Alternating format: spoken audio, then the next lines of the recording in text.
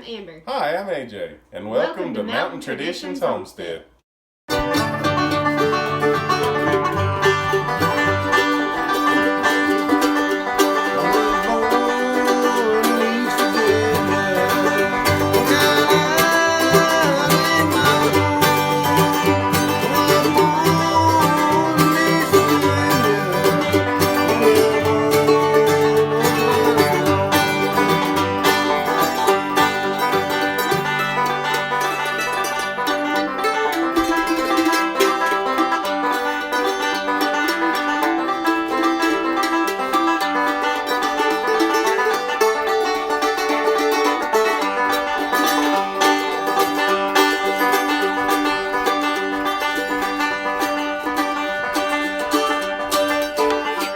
Welcome back to the kitchen here at the homestead. We're going to be doing some canning today. I've recruited AJ to help me pit some more cherries. I started this process last night, was going to film a video, show you guys how to do it, and the little fancy pitter that we got did not work on the small cherries we had, so we had to hand pit those, and it took us over 2 hours. So we're coming back today to get all the rest of the process started. We're going to show you guys everything. So we're going to start out over here. I will have AJ follow me and show you guys what we're going to do. Okay, let's get started. We are going to start by making some cherry jam. And I'll have AJ come over here and show you guys. We are doing that with some sweet cherries. They are very small, so like I said, we had to hand pit all these. It doesn't look like that much, especially on camera, but it took a long time. So if you decide to do this and you don't have like a handheld pitter, you need to set aside a good amount of time to do this, especially for the prep. So I'll put the recipe down below to show you guys. I'm going to triple it because we had a lot of cherries, but I'll put the recipe down below.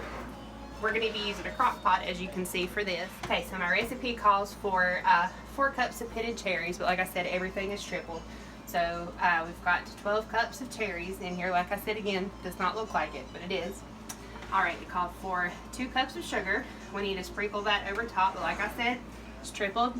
So of course 6 cups of sugar. This is not diabetic friendly. Warning. So you sprinkle that all over the top. Set my bowl aside. Alright, and we are also going to add in lemon juice. It called for 2 tablespoons of fresh lemon juice. Like I said, tripled it, so we're going to put in 6. So we're going to pour that in there. And that's not fresh squeezed lemon juice. That's just the little bottles of lemon juice that you can get in the produce section. Looks like a little lemon. That works just fine. You don't have to be fancy and juice your own lemons or anything. Okay, so we've got that in there, and we are going to put, it calls for a pinch of salt, so we're going to do 3 pinches, tripling the recipe. I don't ever measure a pinch. Maybe it's the southern lady in me, I'm not sure, but I just go for it. So you guys do it however you want to. Got a little salt in there. Alright, and now we are going to stir this and let it set for 15 minutes, and that's just to let the sugar kind of break down into the cherries and dissolve a little bit. So let me find a spoon. I'm going to stir this in.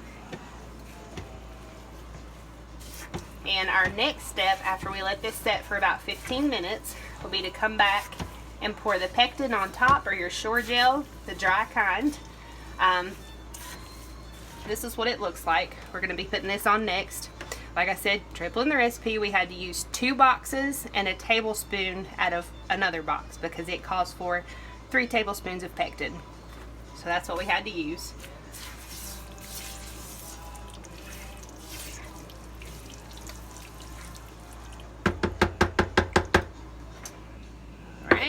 Put my lid on. We're going to let this set for 15 minutes. I'll put on a timer and we'll be back in just a little bit. Okay, so our timer just went off. Cherries have been sitting in those ingredients for about 15 minutes. I'm going to give it one more stir here. I've got my crock pot on low. Alright, and it does look like most of the sugar is dissolved. So now we're going to add our Sure-Jell or pectin. And this is an important part. You do not stir this in. You just sprinkle it on top. So that's what we're going to do. Remember, we have tripled the recipe. That's why there's so much. Alright. And now, you do not stir this. Put your lid on. let it cook for about 2.5 hours. During that time, you want to stir it about twice. So we'll wait a little while, come back, stir it, see what it looks like. You're just waiting for it to thicken. Everybody knows what jam looks like. It's just your preference. If you like it a little thicker, you can let it cook a little longer. If you don't like it as thick, don't cook it quite as long. So, after 2.5 hours, we're going to come check it, judge it. It might take another couple hours. We're just going to see what we would have working here. Normally, when you're preparing something to preserve in canning jars, you want to go ahead and have all the jars that you will need washed up and putting them in the oven to sterilize them. This part is very, very important for anything that you can. However, I'm not going to do that quite yet because it's going to be several hours before we're ready to actually put this into our jars. So I'll do that a little closer to time. Okay guys, we're back in here with our jam. I'm just going to give it a little stir. It's thickening up a little bit. Now we're putting some of that pectin, the powdered pectin that we used. It's getting stirred down into there, so it should start thickening. It's definitely going to need at least another couple hours, I would say. So, we'll let it process a little more. Alright, so I've got my jars out of the oven. I've got 12 jars all together. So we're going to start filling those up. I'll show you guys exactly what I'm going to do here. And we are actually, you guys are going to experiment with me today. A lot of people who make jams and jellies, they don't even process them in a water bath canner. They will simply fill up their jars, put on the rings and the lids, and flip them upside down on a towel and allow them to cool. Between the jar being hot and your jam being hot, they will seal that way. I have never done it that way. I've always went ahead and processed them in a water bath canner. That will not hurt it. But that just ensures that they definitely will seal. I've always done it that way because you put a lot of work, a lot of time into this. You want to make sure they seal, but everybody says that they will seal that way, and a lot of people have been doing this a whole lot longer than me. So we're going to give it a try today. If it doesn't work, we will find out, but I think we will be good. So you need a funnel like this made for canning. It'll fit your quart jars, your half pints, pints, all that good stuff. We're just going to ladle it into here.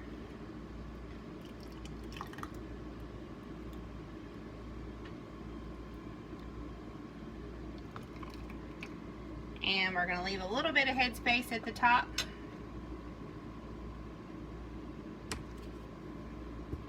We're going to use our little spatula, go around the edges, poke down, make sure that we don't have any air bubbles.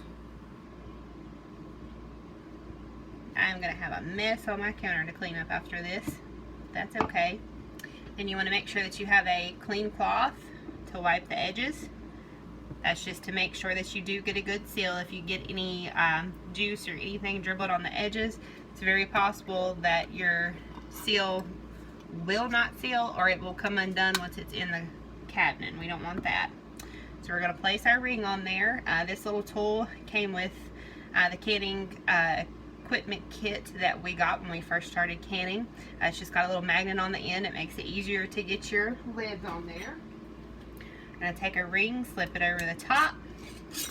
We're going to tighten it down. Make sure you have a towel because the jars are very hot. And tighten that down good. And then we are going to take it and flip it upside down onto a towel just like this. I'm going to put this one in the dining room to cool. Hey everybody, it's the next day. I wanted to bring you back and show you how the cherry jam turned out. As far as I'm concerned, it went well. As you can tell, it's sealed. It thickened up nicely. And as far as I'm concerned, I will not be water bathing my jam anymore. From now on, I will just turn it upside down and let them seal. Having said that, let's see if they all did seal. That one's good. Good.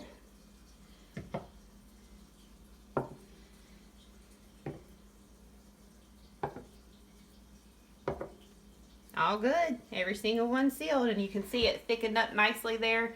That'll fall here in a few minutes. It's thick because it's jam, but it will fall back to the bottom. So I hope everybody enjoyed the video. If you have any questions, please leave them below. We do plan to do some more canning videos as our garden starts producing.